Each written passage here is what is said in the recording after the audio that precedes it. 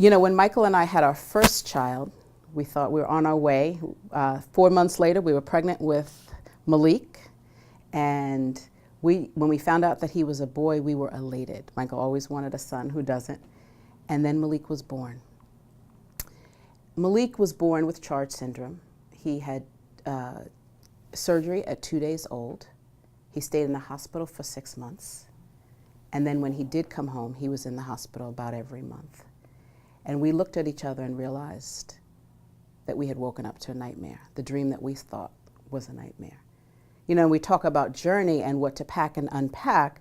Some of the things that are harder to talk about is that even after 19 years, he still is G-tube fed. After 19 years, we still use diapers. Even after 19 years, I've not slept a full night in 19 years.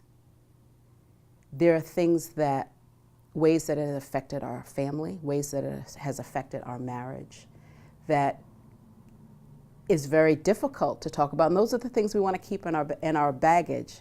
But we realize one of the things that Michael and I have realized is that we have to talk about the realness in our marriage and how it almost broke our marriage. There were days I wanted to put him on the front porch, put his stuff on the front porch if it wasn't for the neighbors seeing. Because as a mother, I went into it full force. I learned about Charge, I learned about deafblindness, I learned about everything. And then it was one conference, Michael was at a conference, and he was watching the baseball game. And I'm at the conference. I said, "You have got to be kidding me." And he went home before me, and I came home. And I said, "Listen, make a decision. Because I'm about to put yourself on the front porch. If I could do bad all by myself. We have been given this child, and if you're not going to come and be all in with me, then it's not going to work." That was a turning point in our relationship. He says different, but it's a turning point in our relationship. Another story I'd like to share is growing up in New York City. Like I shared, I was raised by very proud grandparents that came from the South. Very strong, African-American-centered family who also believed that we should accept all cultures.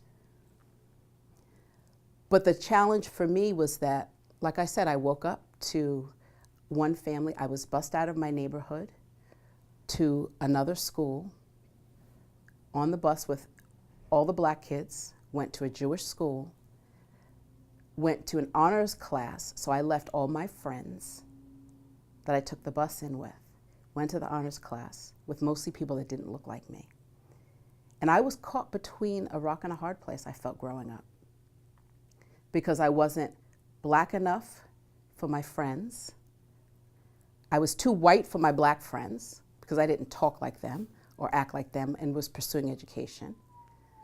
I was too black for my white friends because they only accepted me to a certain point, would never come to visit my neighborhood. And that was something that really was hurtful because I didn't know where to fit in.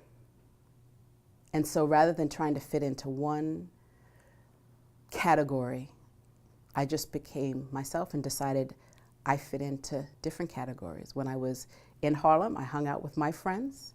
When I was in Spanish Harlem, I hung out with the friends there and got some arroz con pollo. When I was in the Jewish neighborhoods, I went to the bar mitzvahs.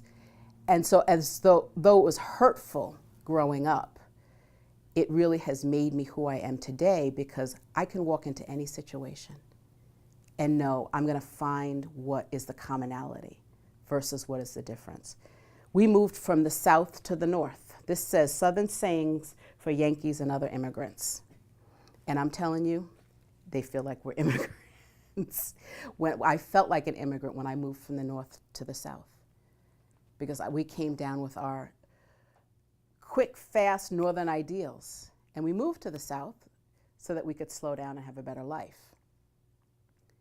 But growing up in the North, you have a different mindset. Not that it's right or wrong, it's just a different mindset. So trying to be accepted, after 10 years, I'm just feeling like I'm being accepted as one of the Southerns, and I can bless your heart as with the rest of them.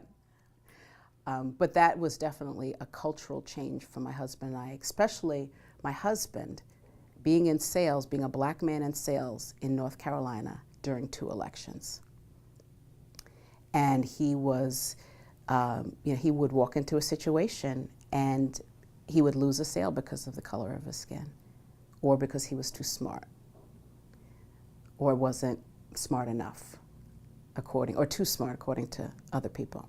So it's definitely been a challenge for us. I also have a flashlight, because sometimes, flashlights light our way, but this flashlight doesn't work. And raising a child with special needs, and not only a child, but raising a family, because when you have a child, whether it's 1 or 3 or 4, the whole family has needs that are different than other families.